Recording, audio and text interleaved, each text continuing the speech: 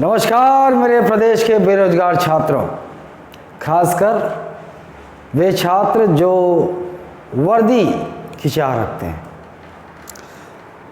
आज मार्क्स आए हैं एसआई सब इंस्पेक्टर प्री के, और जैसा कि मैंने कहा था कि किसी भी परिस्थिति में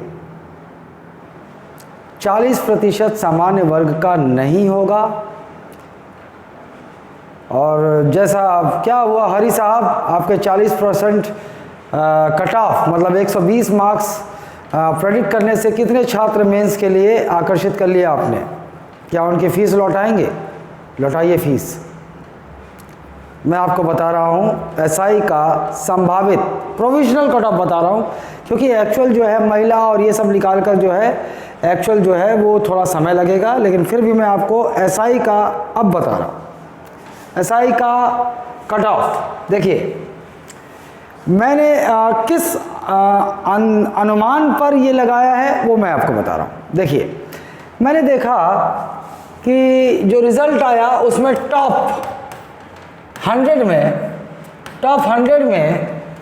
70% ये अदर ओबीसी, एससी और कुछ एसटी ने जगह पाई है।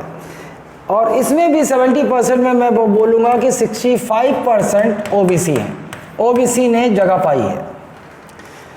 अब 50% आरक्षण जो कि वही संभावित है कि 50% आरक्षण पर ही रोस्टर जो है वो जारी होगा और उसी अनुसार जो है छात्रों का मेंस के लिए चयन होगा।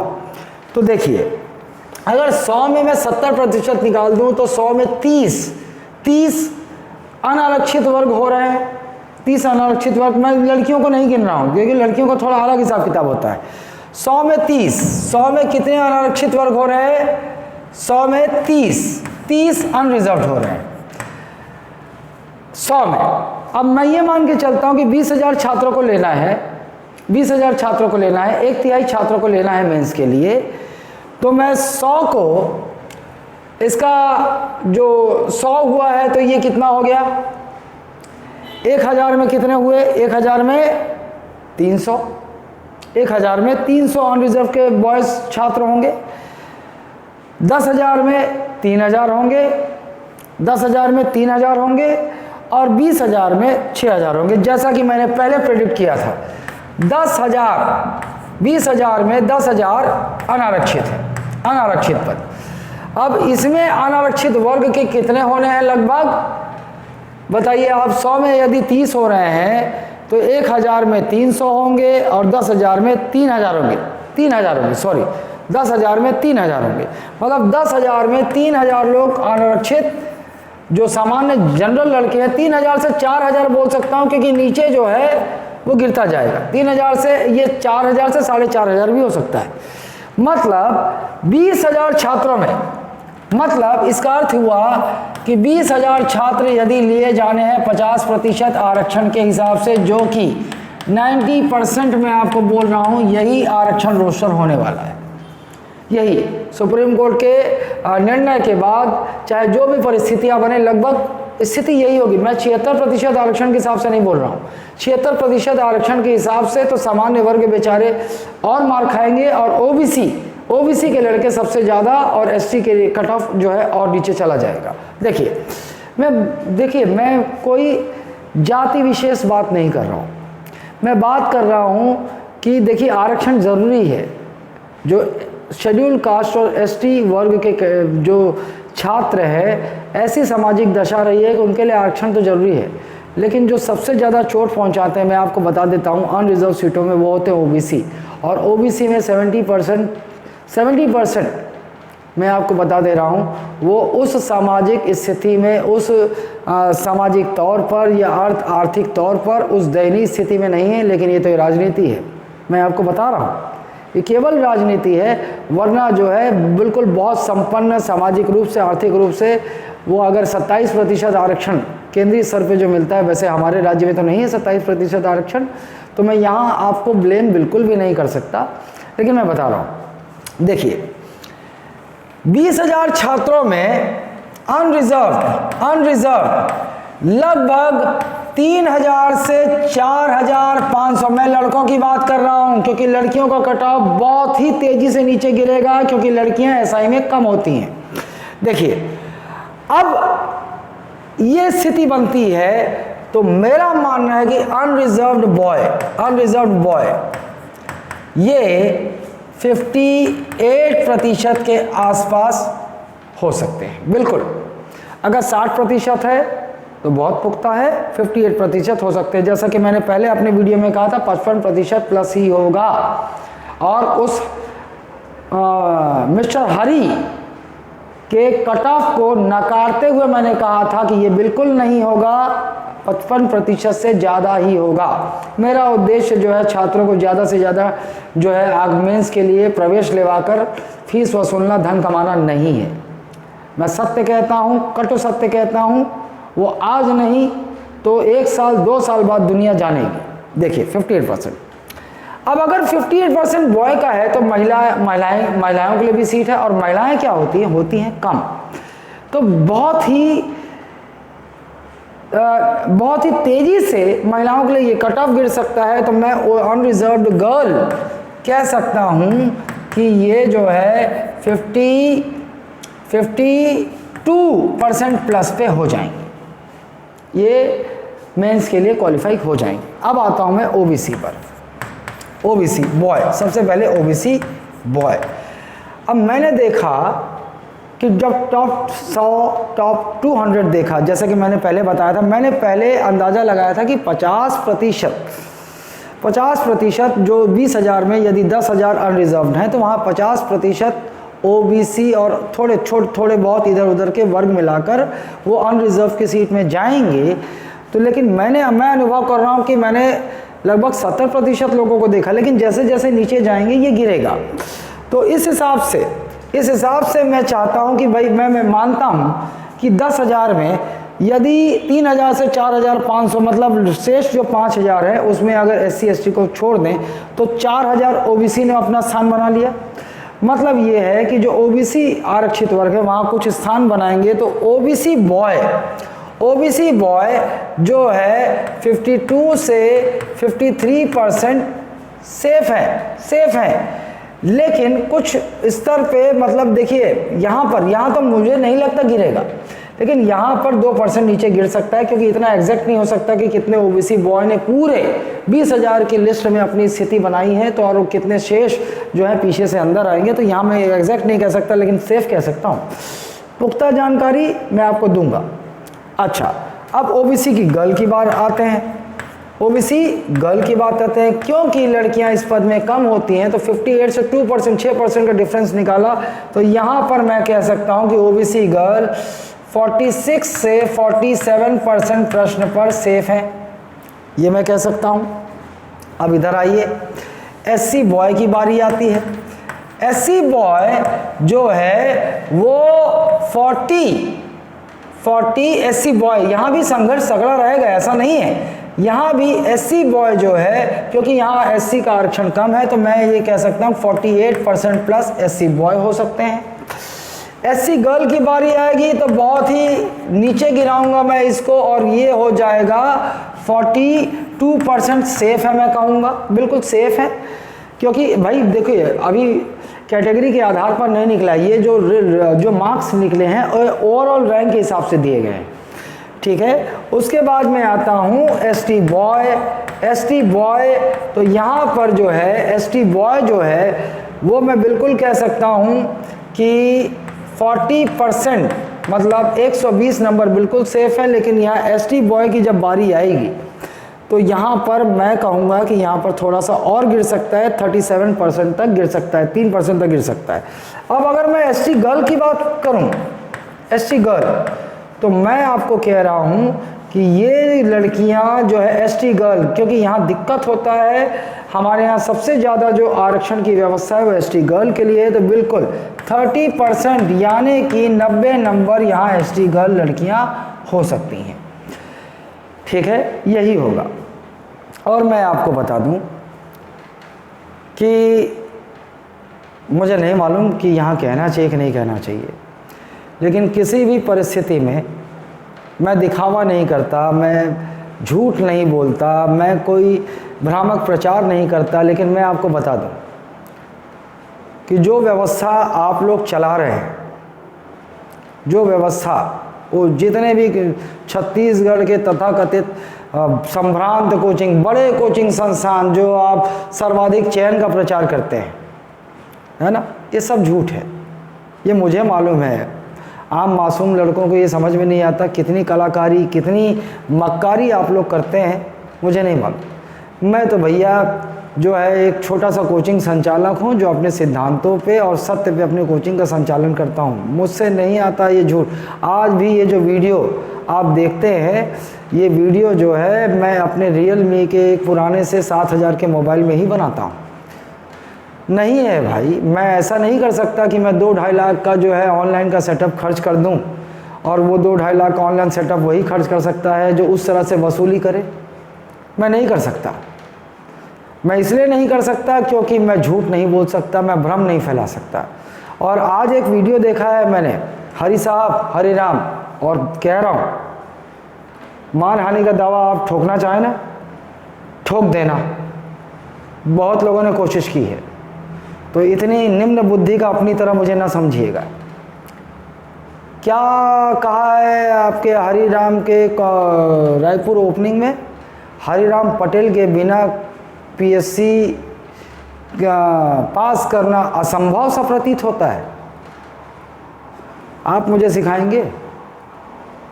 नए प्रश्न जो भी एग्ज़ाम में आते तुरंत 1 महीने बाद नया संस्करण निकाल देते हैं, उनको डालकर और छात्रों को भ्रम में डालते हैं कि सारे प्रश्न आपकी किताब से आते हैं। आप मुझे सिखाएंगे और मैं ये साबित कर दूंगा।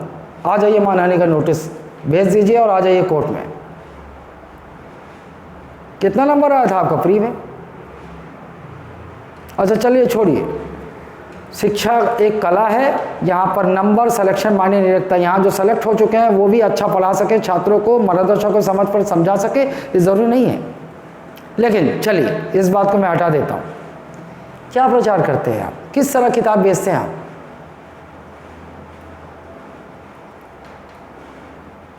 या किस तरह जो है दिल्ली IAS अपना प्रचार करते हैं? सर्वाधिक चयन, सीना ठोक के बोलता हूँ कि तीसरा रैंक जो है वो उनके पास 1 सप्ताह 10 दिन गया था, उसके बाद कोचिंग छोड़ दिया था। लेकिन बड़ी ही सीना ठोक कर जो है सौरव चतुर्वेदी साहब जो है उसे अपना प्रचार साबित करते हैं। अपनी फ्रेंचाइजी बेच रहे हैं और ऐसी ऐसी जगह फ्रेंचाइजी बेच रहे हैं जिनको पैंट नहीं पहनना आता, जिनको पढ़ाना नहीं आता, वो आपके नाम पर जो आपने प्रचारित कर रखा है उसके नाम पर वहाँ स्टूडेंट चले जाएंगे। तीसरा रैंक आपका है, तीसरा रैंक को आपने पढ़ाया है, और ऐसे बहुत सारे हैं।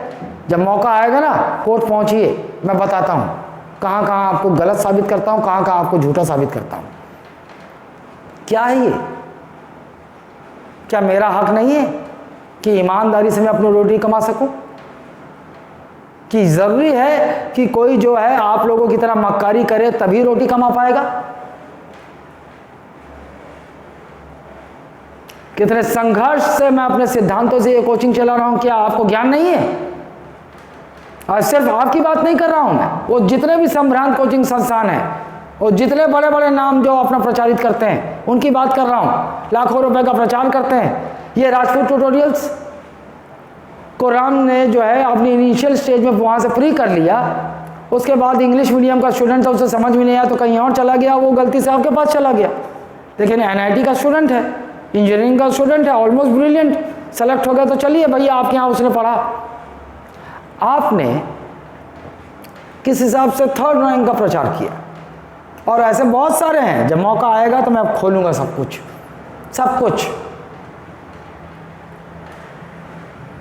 या किस तरह किस हिसाब से टुटेजा साहब मॉक इंटरव्यू लेकर अपना प्रचार कर देते हैं, किस हिसाब से हरिराम पटेल साहब अपने वो जो आज का मैंने वीडियो देखा, रायपुर में ओपनिंग थी, वो कह रहा है कि इतने स्टूडेंट हुए हैं कि गिनना मुश्किल है। और ये जो एक और है राजपूत से जो अलग होकर अभी एक नया कोचिंग खोले, थिंक IAS, बड़ी चालाकी से पैसे देकर एक मीडिया वाले को बुलाते हैं, एक स्टोरी बनवाते हैं, उसमें कहते हैं हजारों स्टूडेंट हमारे पढ़ाई में सेलेक्ट हैं। 1000 गिनाएगा तू? 1000 स्टूडेंट? मैं भाटा बूझ रहा हूं मैंने कभी किसी चालाकी से मक्कारी कोई टेस्ट सीरीज का क्लेम नहीं किया, कभी कोई अपने मित्रों का फोटो नहीं छापा। मैं भाटा पूछ रहा हूं, यही दुर्ग में देखता हूं मैं। जिन्हें पैंट नहीं पहनना आता वो अपने कोचिंग के बाहर डिप्टी कलेक्टर और डीएसपी का फोटो लगा के रखते हैं। ऐसे कोचिंग सब इंस्पेक्टर का प्रचार 2018 में सब इंस्पेक्टर का होर्डिंग लगा के रखे थे, इतने चयनित हमारे पूरा होर्डिंग भर दिए थे, जो वो कोचिंग खुली भी नहीं थी 2018 की सब इंस्पेक्टर के एग्जाम में। 2014 में खुली और 2018 के जो 2014 में खुली और 2000 जो उससे पहले ऐसा एग्जाम हुआ था उसके चयन का फोटो भर के होर्डिंग में छात्रों को मूर्ख बनाते हैं। ये कंपटीशन एकेडमी, कंपटीशन कम्युनिटी 2018 में ऑफलाइन कोचिंग में आया, महा मेगा 1.25 करोड़ का स्कॉलरशिप मेगा टेस्ट का लालच दिया। वो कि दूसरी की उसकी कितनी मक्कारी है मुझसे पूछिए, मैं बताऊंगा, एक्सप्लेन करूंगा। तुम भी आना चाहो तो कोर्ट में आ जाओ। और अचानक लॉकडाउन के बाद जो है एक कोचिंग खोलते हैं, कोचिंग के सामने जो है लाइन से फलाना डीसी सेलेक्टेड, फलाना डीएसपी सेलेक्टेड, इतने सेलेक्टेड। ये क्या मजाक चल रहा है? क्या मजाक चल रहा है? ये मजाक चल रहा है आप लोगों का। मेरा नाम है एलके। मैंने इस कोचिंग को संघर्ष करते हुए जीवित रखा है। मैंने अपनी पत्नी के घेवर भी गिरवी रखे हैं मानापुरम गोल्ड लोन में, लेकिन कभी मैं झुका नहीं, कभी मैंने मक्कारी नहीं की। और मैं बता दे रहा हूं, मैं छोड़ूंगा नहीं। जिस दिन थोड़ा सा भी पैसा आ गया ना, सबको कोर्ट में घसीट घसीट कर कपड़े उतारूंगा मैं। जितने ये करोड़ों रुपए का धंधा बना रखा है ना, हजारों स्टूडेंट मक्कारी से इकट्ठा कर लो, एनआईटी और बी और कुछ तेज स्टूडेंट जो है या 4-5 कोचिंग घूमे वो स्टूडेंट सेलेक्ट हो जाए, और बाकी सारे कोचिंग मक्कारी से एक ही फोटो जो है, एक ही फोटो 10 कोचिंग में दिखाई देगा और उसको मूर्ख बना के नए छात्रों को फांसो, ठगो। माइंड इट, बता रहा हूं मैं। नहीं तो एक ऐसी चुनौती दे दूंगा कि जिस वर्ष आ रहे हो ना दिल्ली आईएएस, क्या कमिंग सून इन दुर्ग, आओ। क्या हरिनाम कमिंग इन दुर्ग, आओ। इतना मजबूर कर दूंगा कि जितने छात्र उस साल प्रवेश लेंगे ना, तुम्हारे डिटेल बाहर करना होगा, अगले साल बताना मेरे को कितने होते हैं।